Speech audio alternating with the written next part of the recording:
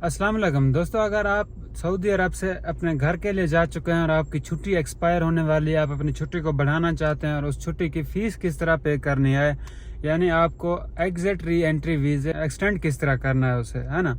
तो आज सिंपली मैं आपको इसी चीज़ के बारे में बताने वाला हूँ। इसके लिए सबसे पहले आपको दो चीज़ों की ज़रूरत होगी। पहली ये है कि आपके पास आपका इकामा नंबर होना चाहिए, दूसरे नंबर पर आपके पास अपना वीज़ा नंबर होना चाहिए। तीसरे नंबर पर यह है कि अगर आप 1 महीने की छुट्टी बढ़ाते हैं तो फिर उसमें आपको 200 रियाल चार्ज करेगी, यानी कि सऊदी हुकूमत। इस वक्त ये जून का महीना 2025 का, बाद में बढ़ भी सकते हैं, कम भी हो सकते हैं।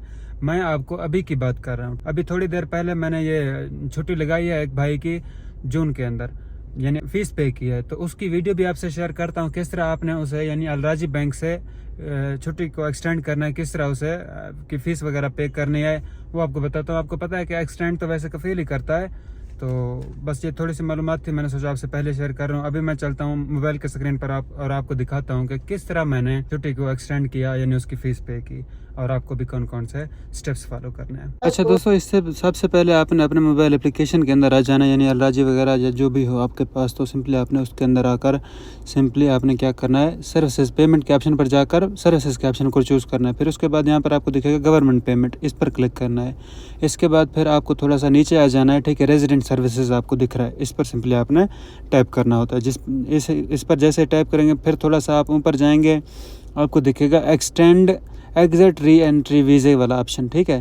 तो अब आप देख सकते हैं कि यहाँ पर एक्सटेंड ये ऑप्शन है, इससे सिंपली आपने क्लिक करना है। जैसे इस पर क्लिक करेंगे फिर जो है ना, आपको यहाँ पर देखें इकामा number, visa number, visa duration यानी आपको लिखनी है। तो सिंपली मैं यहाँ पर वीज़ा नंबर और इकामा नंबर लिख लेता हूँ। जी दोस्तों, मैंने अभी अपना वीज़ा नंबर और इकामा नंबर लिख दिया। अब मुझे यहाँ पर डेज सेलेक्ट करने कितने दिनों के लिए मुझे बढ़ानी है, तो मुझे 30 दिनों की बढ़ानी है। इस पर 30 दिनों पर क्लिक करके फिर इसे आपने कन्फर्म कर देना है, ठीक है। कन्फर्म करके फिर इसे आप जिस अकाउंट के अंदर आपके पास पैसा हो, सिंपली उस अकाउंट को आपने चूज़ करना है। जैसे उसे चूज़ करेंगे फिर उसके बाद आप देखेंगे कि यहाँ पर आपको दिखेगा 200 रियाल इसकी अमाउंट बन रही है 30 दिनों के लिए छुट्टी बढ़ाने की। तो सिंपली आपने इसे कन्फर्म कर देना है, ठीक है। जैसे आप इस पर कन्फर्म के बटन पर क्लिक करेंगे फिर आपकी ऑटोमेटिक यानी कि फीस कट जाएगी।